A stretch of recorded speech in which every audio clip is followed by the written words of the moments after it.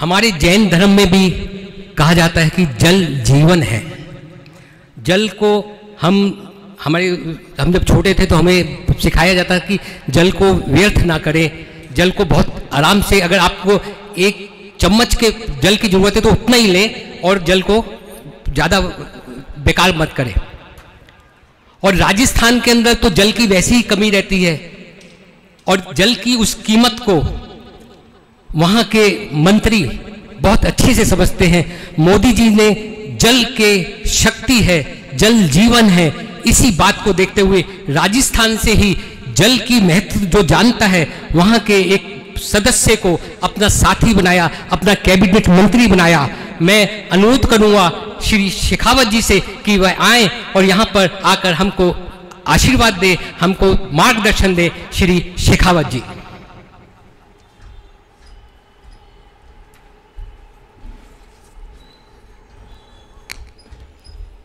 मैं कर लूँगा, आप चिंता मत। दिन में 3-4 बार काम पड़ता है मेरा।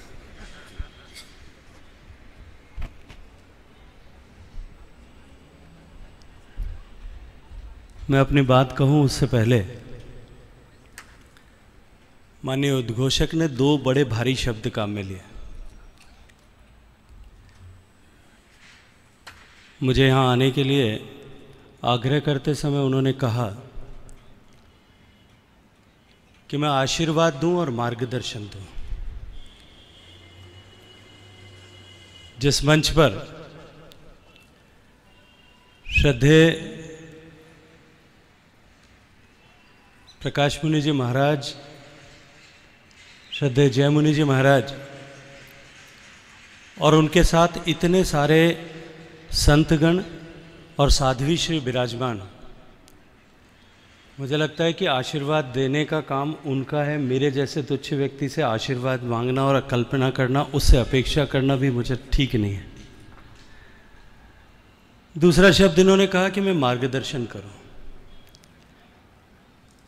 फिर मैं कहूँगा कि जहाँ इतने सारे संत विराजमान हों और ऐसे तपस्वी लोग जिन्होंने अपना जीवन सेवा की भावना के साथ में समर्पित किया है, आदरणीय बजरंग लाल जी गुप्त से लेकर के आदरणीय सुभाष जी तक, जहाँ इतने सारे लोग उपस्थित हों, मुझे लगता है कि मुझसे मार्गदर्शन की अपेक्षा करना भी मेरे से बहुत ज़्यादा मांगने के जैसा है। तो मैं क्षमा प्रार्थना करते हुए आज इस भगवान महावीर मल्टी स्पेशलिटी हॉस्पिटल के शिलान्यास के अवसर पर मंच पर उपस्थित और मंच के सामने बैठे हुए सभी सेवा की भावना अपने हृदय में रखने वाले ऐसे सभी लोगों के श्री चरणों में प्रणाम करते हुए अभिनंदन करना चाहता हूं आदरणीय सुभाष जी का और आदरणीय बजरंग लाल जी भाई साहब का कि उन्होंने इस पुनीत पावन अवसर पर मुझे भी सहभागी होकर के आप सब से प्रेरणा लेने का सौभाग्य प्रदान किया है। आज अक्षय तृतीया का दिन है। कल सुबह 7:50 से अक्षय तृतीया प्रारंभ हुई थी और आज सुबह 7:48 तक थी। अक्षय तृतीया का शुभ दिन, जिस दिन माँ गंगा का इस धरती पर अवतरण हुआ, भगवान परशुराम ने जन्म लिया, माँ अन्नपूर्णा का इस धरती पर अवतरण हुआ, अमृत मंथन के बाद जो संपदा निकली, कुबेर को उस संपदा का हस्तांतरण अक्षय तृतीया के दिन हुआ। 4 धाम की यात्रा इस दिन से प्रारंभ होती है। निश्चित रूप से ये अत्यंत महत्वपूर्ण है, लेकिन मेरे लिए और भी अधिक महत्वपूर्ण इसलिए है क्योंकि आज का दिन भगवान श्री कृष्ण के सुदामा से मिलने का दिन है, मिलन का दिन है। और मेरे जैसा सुदामा आज आप सब लोगों के बीच में आने का मुझे अवसर मिला है। मैं इसके नाते आज के दिन आप सबके बीच में पाकर के अपने आप को सौभाग्यशाली महसूस करता हूँ।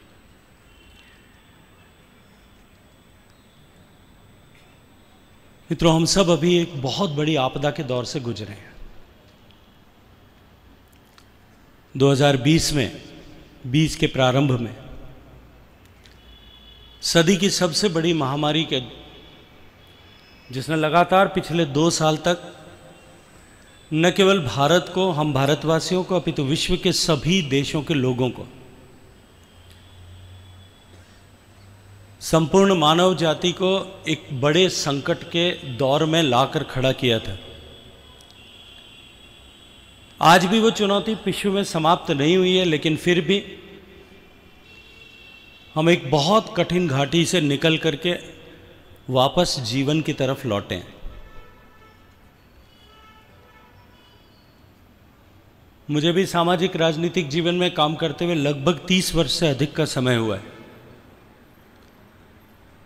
लेकिन वो जो चुनौती का दौर था, जितना गहरा संकट उस समय था, उसका स्मरण मात्र करने से भी रोंगटे खड़े हो जाते हैं, रूह कांप जाते हैं। लेकिन मैंने व्यक्तिगत रूप से एक विषय को उस समय अनुभव किया कि संसाधनों के सामर्थ्य से आपदा के समय में संपर्क का सामर्थ्य ज़्यादा बड़ा होता है। मैंने ऐसे ऐसे लोगों को जो एक अस्पताल खरीदने की ताकत रखते हैं, उनको एक एक ऑक्सीजन के सिलेंडर और एक एक ऑक्सीजन के बेड के लिए, आईसीयू बेड के लिए गिड़गिड़ाते हुए देखा है। और उस कठिनाई के दौर से निकल करके एक छोटा सा अस्पताल जो लगभग 3.5 दशक पूर्व प्रारंभ हुआ था, उसे एक सुपर स्पेशलिटी हॉस्पिटल बनाने के लिए जो प्रेरणा प्राप्त हुई होगी आदरणीय सुभाष जी को और उनके सारे साथियों को, उसने इस दौर की जो विभीषिका थी, उसने कहीं ना कहीं इसमें बहुत बड़ा योगदान किया होगा। आज जिस तरह की परिस्थितियां विश्व में हैं और विकसित होते हुए इस भारत में जिस तरह से उन परिस्थितियों के विकसित देशों के सापेक्ष भारत में जिस तरह की कमियां हैं, उनकी पूर्ति के लिए सरकार सरकारी संसाधनों के उपयोग से निश्चित रूप से काम करती है। लेकिन जब समाज ऐसे विषयों को अपने कंधे पर उठा ले तो निश्चित ही उस लक्ष्य को प्राप्त करने की गति कई गुना बढ़ जाती। हम सब सौभाग्यशाली हैं कि हमें ऐसे पुनीत अवसर पर काम करने का, ऐसे महत्वपूर्ण समय में जन्म लेने का और योगदान करने का अवसर मिला है जब भारत विकसित होने की दिशा में आगे बढ़ रहा है। बहुत लंबी यात्रा पूरी कर आज़ादी के बाद भारत आज जिस मुकाम पर खड़ा है और पूरा विश्व जिस दृष्टि से भारत की तरफ देख रहा है, निश्चित ही हम सब सौभाग्यशाली हैं कि ऐसे महत्वपूर्ण समय में हम अपना योगदान कर सकते हैं।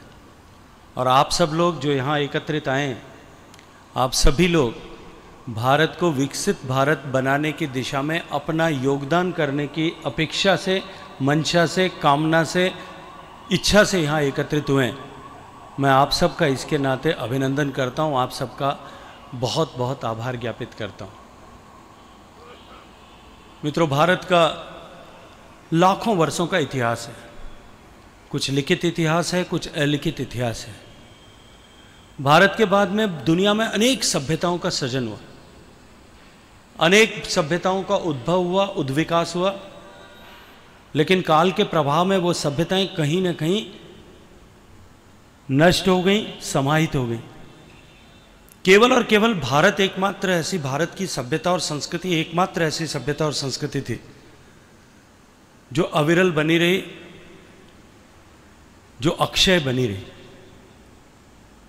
यदि उसका अनुसंधान किया जाए तो केवल एकमात्र कारण है कि भारत में इस संस्कृति, इस सभ्यता के विविध रंगों के प्रकीर्णन के लिए भारत में ये जो साधु परंपरा है, संतों की श्रृंखला, विभिन्न मान्यताओं के, विभिन्न पूजा पद्धतियों के, अलग अलग धर्म के लोगों की जो साधुओं की श्रृंखला, जिन्होंने अपना जीवन केवल और केवल इस विषय को आगे प्रतिपादित करने के लिए समर्पित किया, उसी के चलते भारत की ये महान संस्कृति अक्षुण्ण और अक्षय बनी रही है। उसी परंपरा के मार्ग में चलते हुए आज हम सब लोग एक बार फिर भारत के गौरव के अधिष्ठान के लिए हम सब लोग काम कर रहे हैं। ऐसे महत्वपूर्ण समय में इस महत्वपूर्ण विषय पर जब काम करने के लिए हम सब एकत्रित हुए, मैं अपने आप को आप सब के बीच में पाकर के सौभाग्यशाली महसूस करता हूँ। आदरणीय सुभाष जी जब अभी चर्चा कर रहे थे, बार बार बात कर रहे थे, जिन लोगों ने दान दिया उन दान की महत्ता को यहाँ प्रतिपादित कर रहे थे और बहुत गर्व के साथ में उनका उल्लेख कर रहे थे। उनसे पहले भी जिन लोगों ने चर्चा की, ऐसे लोग जिन्होंने भामाशाह के रूप में इस पुनीत कर्म के लिए, इस महत्वपूर्ण काम के लिए अपनी तरफ से समर्पण किया। सरकारों में, अमेरिका में, यूरोपीय देशों में अनेक वर्षों से कॉरपोरेट सोशल रिस्पॉन्सिबिलिटी के तहत, CSR के तहत अपने अर्जित धन में से कुछ राशि देने की विधिक प्रतिभा जो है कंपल्शन है। भारत में भी पिछले लगभग 1-1.5 दशक से इस तरह की विधायी व्यवस्था की गई। लेकिन भारत का इतिहास उठा करके देखें और विशेष रूप से जैन समाज का इतिहास उठा करके देखें, हमारे यहाँ तो पीढ़ी परंपरा से संस्कारों के साथ प्रवाहित होते हुए इस तरह के सामाजिक उत्तरदायित्व की पूर्ति के लिए इस तरह से अपने स्वर्जित धन में से पैसे देने की न केवल परंपरा थी, अपितु होड़ अपने हमारे लोगों के बीच में रही है। तभी जब सुभाष जी ये कह रहे थे कि 1% से भी ज़्यादा कम जनसंख्या वाला, जनसंख्या में 1% से भी कम हिस्सेदारी वाला जैन समाज जो है, वो हजारों की संख्या में इस तरह की गौशालाओं का संचालन करता है। देश भर में हजारों की संख्या में इस तरह के चिकित्सा और शिक्षा के केंद्रों का संचालन करता है। हमें विधायी कंपल्शन के नहीं, अपितु संस्कारों से जो भाव मिला है उसी के चलते इस तरह के काम हम सब लोग सामाजिक रूप से करने में सहभागी बने। वैसे भी मैं ये मानता हूँ कि दान जो है वो मनुष्य का प्रकृत धर्म है और हम उस धर्म के पालन से व्यर्थ में ही डरते हैं, क्योंकि आखिर में तो एक बार सबको सब कुछ छोड़ करके यहीं छोड़ करके जाना है। जो समय पर अपना सर्वस्व दान करते हैं उन्हीं के नाम अमर रहते हैं। बाकी शेष तो जिनको ऋतु का ज्ञान नहीं होता कि अंततः हम सबको जाना है, वो दे जो है वो सब कुछ छोड़ करके अनाम चले जाते हैं। इस अवसर पर जब हम एक इतने बड़े संकल्प के साथ में इस अस्पताल के निर्माण के उद्देश्य को लेकर के आज इसके शिलान्यास के अवसर पर हम सब यहाँ एकत्रित आए, जब ये चर्चा हो रही थी कि 300 करोड़ रुपए का प्रोजेक्ट और बहुत बड़ा प्रोजेक्ट है, मुझे लगता है कि सुभाष जी सिर्फ आप सब लोगों को उत्साहित करने के लिए इस तरह की बात कह रहे थे, वरना जैन समाज के लिए, दिल्ली के जैन समाज के लिए, सर्व जैन समाज के लिए मात्र 300 करोड़ रुपए का अस्पताल बनाना, या तो हम अपनी क्षमताओं को पहचान नहीं रहे हैं और या शायद कहीं सुभाष जी आपकी क्षमताओं को पहचान करके भी, जैसे वो रामायण की कथा में आता है कि हनुमान जी को उसकी ताकत का एहसास नहीं था, तब जामवंत को उनकी ताकत का एहसास कराना पड़ा। सुभाष जी शायद आप सब लोगों को आपकी क्षमता का, आपकी ताकत का एहसास कराने के लिए इस विनम्र भाव से आप सबका आह्वान कर रहे थे। शुभ काम प्रारंभ हुआ है और ऐसे शुभ काम में मेरा अनुभव पिछले 30 साल से राजनीतिक सामाजिक काम करते हुए ये है कि सिर्फ विचार करने में ही केवल जो है वो संकट है और समस्या है। विचार करने के बाद में उस काम की जिम्मेदारी कोई जिम्मेदार व्यक्ति ऐसा ले, वो दूसरी चुनौती है।